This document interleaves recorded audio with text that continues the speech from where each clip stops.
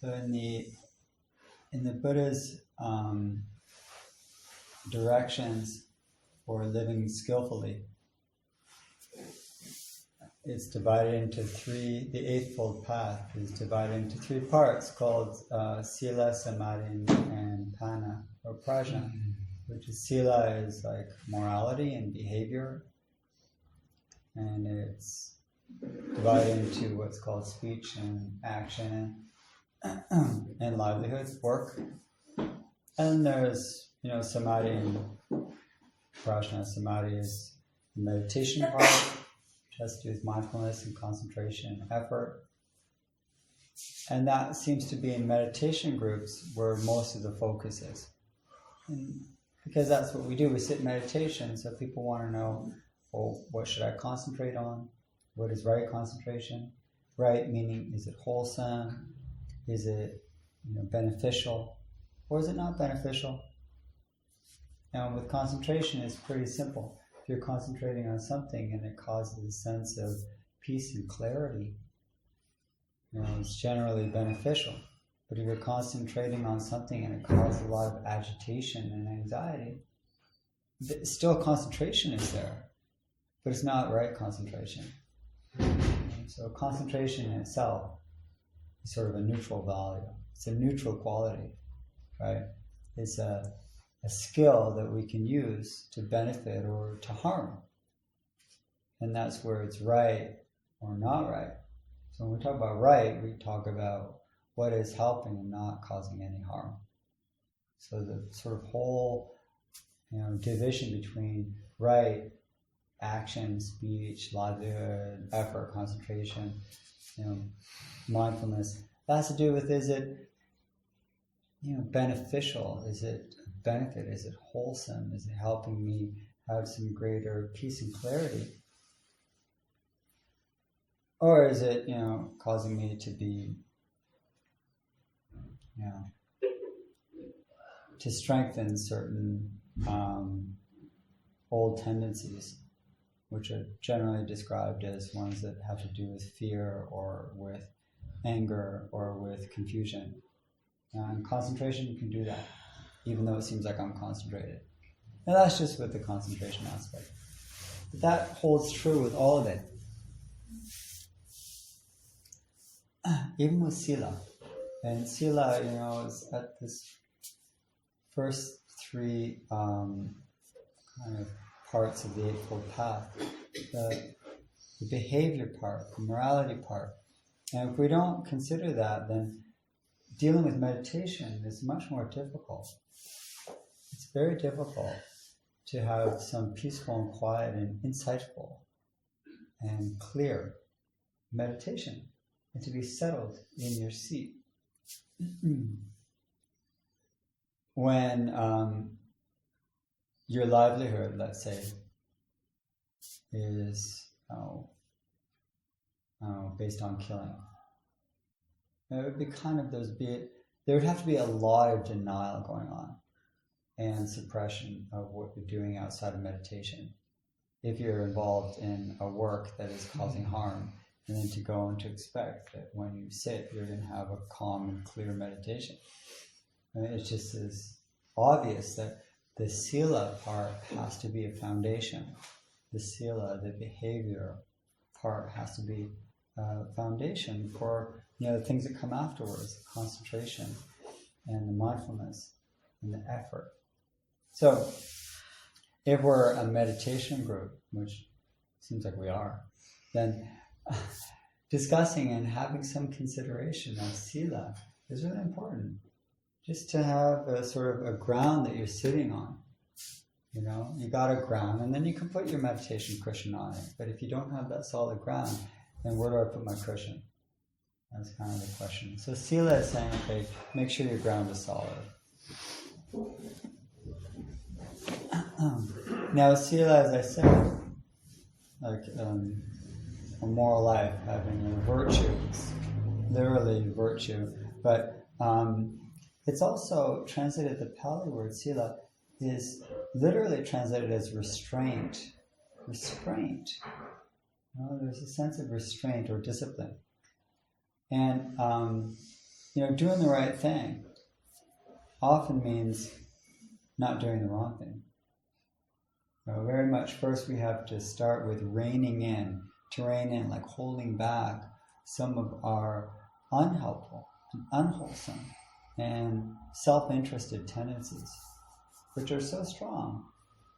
But those self-interested tendencies may be just real simple ones. Like, for instance, I'm sitting and I start thinking about, well, if I'm hungry or thirsty, maybe I'll make my sitting a little bit shorter so I can go and, pour myself a cup of juice or like go get something to eat. Now, there's nothing wrong with that, but a little bit of restraint there can allow me to say, okay, well, I can have restraint of certain sensual desire. And that sensual desire, okay, I'm tired. So what? I'm just going to say, well, I'll sit when I'm not tired. So Sila is saying, no, you can be tired and you can sit, right? It's okay. You just need a little bit of Sila in your life, which is that sense of restraint. It's like holding back my natural sort of, I'm just going to go with my own personal needs right now. It's not to say those needs are wrong, but restraint is to say, you know what? I can hold them. And sit with it. I can sit with it. So that sense of restraint, Ajahn Amaro, he's the head of strong meditation and center in the UK. And he said that Sila, a life without Sila, is like a car without brakes. It'll go. But how do you stop? How do you even slow down? And especially when you see warning signs, like how do you even respond? So, if you were to ask anybody with any common sense who knows how to drive, and most of you probably have a license, ask somebody, ask a child. It's interesting, ask my children. What do you think when we're in the car? What is the most important part of this vehicle? Like, what is the most essential component of this vehicle? And they're young enough to know. It doesn't matter what age. It's obvious to them. The brakes, right? It's not the accelerator. It's just not. It's not the lights. It's the brakes. And so too with a life lived, and we need energy, we need food, we need, to satisfy essential desires, we need to go places and to achieve things and to get places and to have speed. Yeah, it's all, and to find your path. But without the brakes, your journey is going to be short-lived. Right? You're going to crash real fast. So Sila is that ability to say, it's okay to drive, but part of driving, an essential part of driving, is knowing when to stop, right? Is knowing when to stop and even just put it into park. So when we sit, during the day, we're having to put our foot on the brake a lot. And when we meditate, it's putting the whole thing in park. Okay, it's saying, I'm actually not going to push the accelerator of wanting to go somewhere in life. Right now, I'm not trying to go somewhere in life. It's an important practice in our meditation to be able to stop and say, right now during this time, I'm not trying to get anywhere. So in a sense, meditation in itself is a pure practice of Sila, of just putting the brakes on your life, of always wanting more. Because what are you going to achieve here? If you come and sit, where are you going to go? What are you going to achieve? What are you going to do? If you want to achieve something, this is not the place. Right? The practice of meditation is putting your vehicle in park.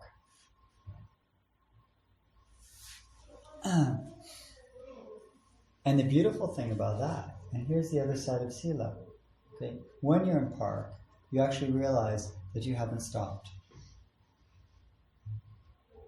that you're still going. That's the sort of paradox of this practice, is that to be able to restrain yourself, to restrain your desires, is to discover something that's not dependent on desire. A sense of being, a sense of presence that is not based on me anymore, my thoughts and my achievements. I want to look at the practice of Sila a little more to see how, it's unified, that the restraint, the holding back, the desisting from doing something is actually opening up to a deeper way of being, where you discover this is something in itself. For instance, I said that the formal division of Sila is about speech, right action, right livelihood. And right speech is divided into certain ways, and then right livelihood is also, there's a whole bunch of categories of work that we don't include. And so I want to look at the right action part, which is specifically, and in the tradition, defined as keeping what's called the 5 precepts, called the Panchasila. Panchasila is the 5 precepts of not killing, not taking what's freely given, meaning not stealing, speaking truthfully, not lying, okay, not taking intoxicants, and not having improper sexuality. Now, those are all like no's. Okay, so that's the break aspect of it. We even just take the first one, like not killing. It seems real straightforward.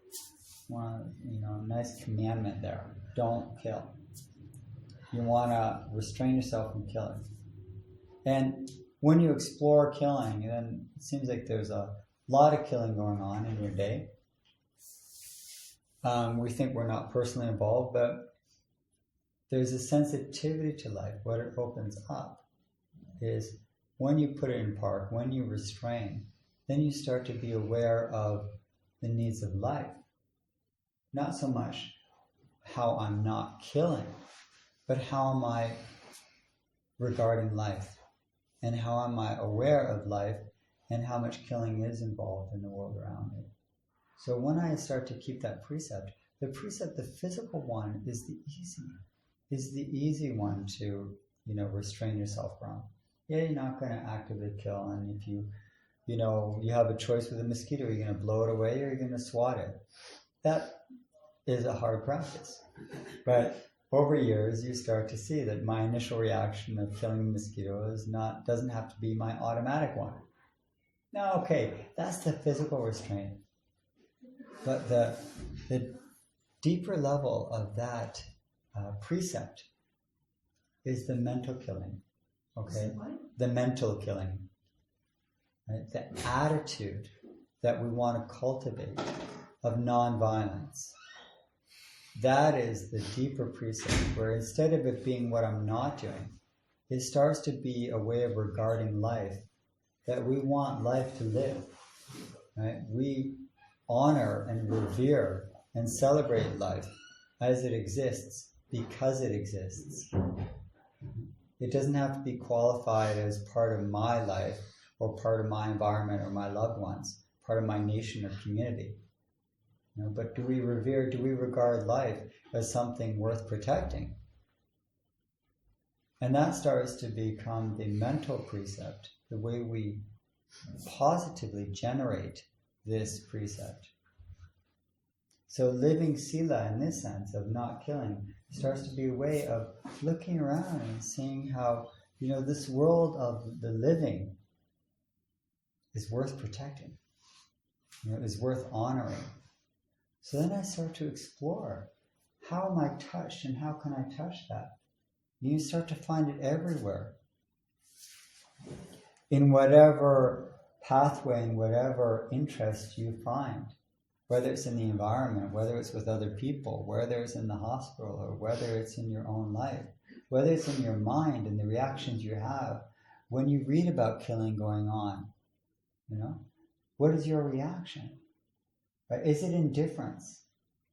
If it's indifference and apathy, if it's disgust and despair, if it's judgment, that's participating in the killing. how do we really live this precept? How do we live Sila so that it starts to become the way we think, that nonviolence and reverence for life is the true keeping of that precept? Not just that I don't actively kill someone physically or something physically, and that I become a vegetarian so that I don't kill animals. Yeah, that's the outer keeping of it. And we work from the outer to the inner of how does it change your mind so that you are practicing moment by moment, keeping that precept as a reverence for all life. I'm saying this is a big ideal. It's not like I say, I want to keep the first precept of not killing. Yeah, I mean, I can say that, but it becomes my path then. The path means this is the direction I want to follow. It doesn't mean I've arrived at that destination. The whole point of the path is that it's something we're moving. It's the direction I'm moving towards. Right? I mean, we can see this all the time, when we react in a wartime situation. Most people, when they're attacked, like bombs from Gaza or something, the reaction is revenge. Now, I'm saying this naturally. I'm not saying it in judgment. I'm saying that most people, and they're not thinking revenge, they're thinking, we got to stop them. And I'm not saying violence should not be stopped, but we usually think of acting in kind. In kind means acting in the same way. Like tit for tat, kill for a kill, take out their government. That's the solution. We usually think to respond in the same ways that we've been hit. That's perpetuating the violence. Now, the Buddha said it really clearly, that hatred is never ended by hatred, it's ended by love alone. Now that's a high, high practice. That simple statement will take a lifetime for us to try to cultivate. Don't expect it to happen now just by hearing the words, but choose it as a path that you're slowly starting to follow. That you want to turn hatred to love, that you want to turn violence towards reverence and care and compassion. That we want to react in a different way. It does not justify violence or passively accept it. The Dalai Lama himself, he gave a talk at Harvard, and he said that wrathful, forceful action is sometimes required if done out of compassion. That is amazing. That's an amazing statement. Wrathful, forceful action is sometimes required if done out of compassion. Now, only someone like he could make that type of statement. The rest of us would be using it to justify killing, right? Out of our own selfish motives and fear and anger and hatred.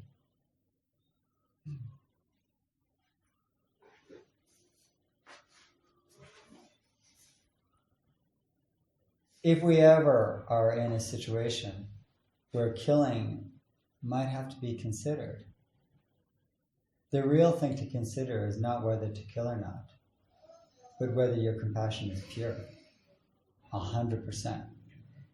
Right? Your compassion is 100% pure. Then the action will probably be clear. But until that point, the action will be confused. If you want to gain clarity, work on your compassion. This is what Sila is based on. The truth of Sila, of a moral life, is that it's based on compassion. In the beginning, we're starting by just saying, I have to, reduce harm. I have to stop causing harm to myself and others. But the true motivation is that we want to end all suffering and for all people to flourish and be at ease and happy. That's the compassionate side of it. So we can see that the restraint is actually, a positive quality that we develop.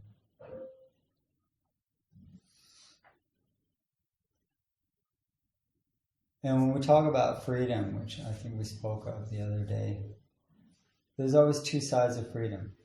There's freedom from and there's freedom to. So, in the beginning of Sila, practicing Sila, we want to have freedom from violence, freedom from pain, freedom from suffering, freedom from anger, freedom from hatred, from aversion, and from confusion, the three poisons. We want to be free from those in order to allow the space to be free to help, to love, and to care. But they really go together, and this is the truth of the Sila, of the practice of Sila, is that first we have to be free from all the negative intentions and motivations in order to be free to practice compassion and kindness. But it's kind of hard to practice compassion if you're not yet free from fear and free from anger. Anger and compassion just are not compatible. So that's just the first precept. We see that, all of these are real opportunities to develop both. The second precept of not taking what is not given freely, meaning don't steal, is often understood in the positive sense of being generous, of generosity, of dana, right? Dana of material goods, money, and things. Dana of time, offering time. Okay?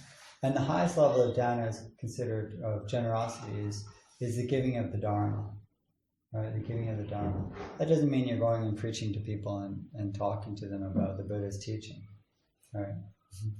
It means that you're giving it through your practice.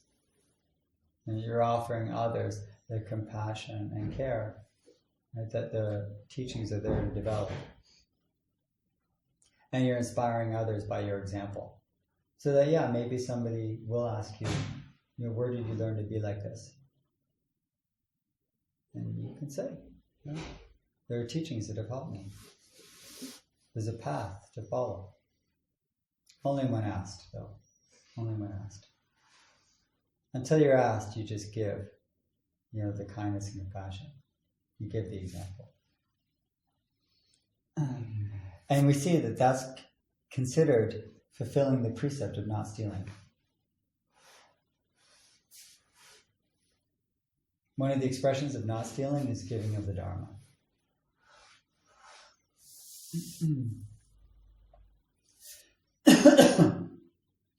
So there's a short story by the well-known writer. She died a couple of years ago, Ursula K. Le Guin. She wrote a story. She's a fantasy writer, science fiction, but it was really a short story literature called The Ones Who Walk Away from Omilas. And it's an allegory. The story was an allegory, it was a metaphor for our world. And it's a story about this idyllic paradise called Omilas, where they lived in perfect harmony and everything was beautiful and they had everything they wanted and everyone was happy and everything. But they knew that there was something, that they had everything they needed because it came at a price. It came at a price. And what was the price? When the kids got to be 12 or 13 or 8 or at some age, they were shown to a basement. And in this basement, there was a child. And the child was kept in chains. And the child was kept dirty and starving. And the children who were shown this would walk away crying. They would ask their parents, why did it have to be like this? And they just said, everyone hates this situation. We all hate it. But there's nothing we can do because if we let this child out, we'll lose everything we have. And everyone raged against it and they were so upset and it can't be like this. But in the end, they understood that's just what they had to accept. That's the price of their society. The end of the story is there's one last paragraph where there's a few people, once, now and again, rarely, 1 or 2 people, they just walk away. They leave that. They leave that place. They leave Omelas. They just can't deal with it. They don't protest. They don't rebel. They don't, try to save the child. They just walk away. And that's why it's called the ones who walk away from a milas. But the point of the story is, which is obvious, the way we live comes at a great cost. It comes at a great cost. And it's not just a cost in the environment, it's a cost to other people. And it's over and over again breaking a precept. The precept of not stealing. The precept of taking what has not been freely given. Because others have been, held in very difficult situations so that we can have our good life.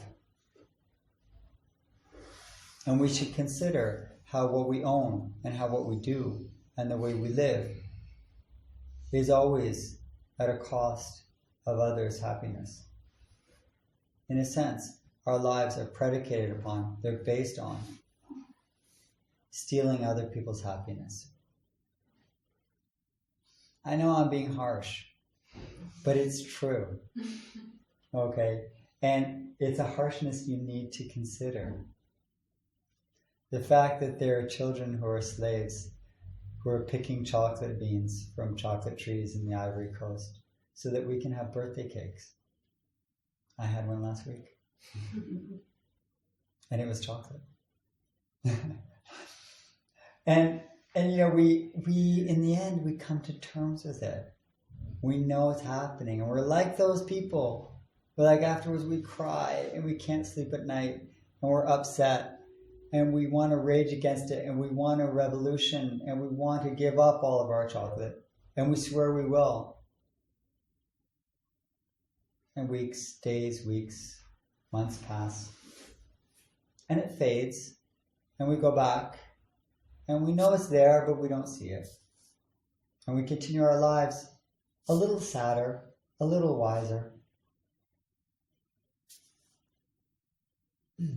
but as before.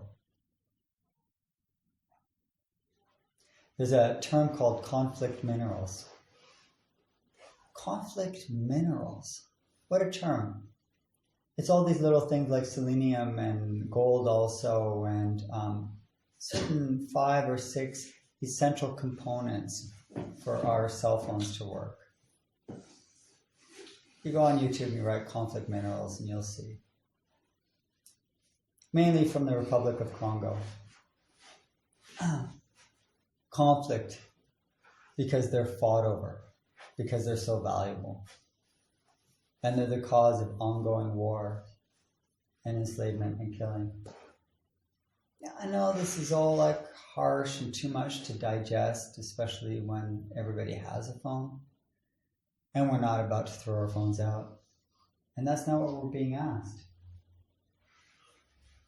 But to simply start considering more in the same way that we consider how keeping the precept of not killing means to look around and wonder, how much am I motivated by a care and reverence for life? Can I increase that a little bit? Just a little bit? Can I put myself on the path? Can I put myself on the path of not stealing? Just a little bit. Not that I'm shoplifting day by day, but that my consumption and my quality of life necessitates stealing. And I don't know how to end that right now, but I want to. And I'm not going to go to extreme and give everything away. That's also perhaps unwise. How can I find the middle way that I can be more aware, take more care, and follow the path of this precept? The precept's not a destination. It's a path we start in order to live more consciously with more care.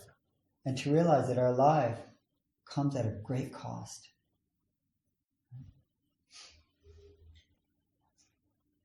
To increase the sensitivity, the care, and the compassion in our minds.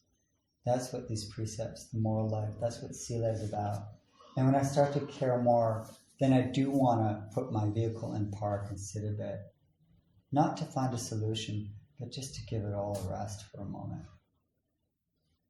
the consumption, the drive, the constant search and longing and desires, just to put it in park. That in itself is practicing Sila. There are no answers here. There are paths to follow and questions to ask. How can I live more wholesomely? How can I cause less harm? And how can I help more? That's what Sila is asking us moment by moment, not with a solution, but with a path. So bring Sila more into your life. Consider the precepts and consider how you can turn them into positive intention in your mind.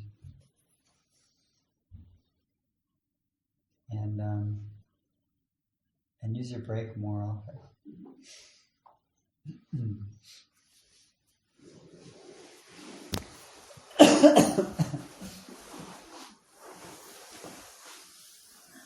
To the memory of Hana's son. It was 11 years ago. 9. So 9 years ago, this is the yahrzeit, the 9th yahrzeit, the 9th anniversary of Hana's son Hillel, who died 9 years ago. And it's been a few times that we've met for it, and often Hana's not in the country, so I think it's very it's good fortune for us to be together tonight and to be able to mark it together, to offer our support and compassion for this loss and to sit with you. So just have in your mind that this sitting tonight in our meeting is in this memory. And thank you for coming.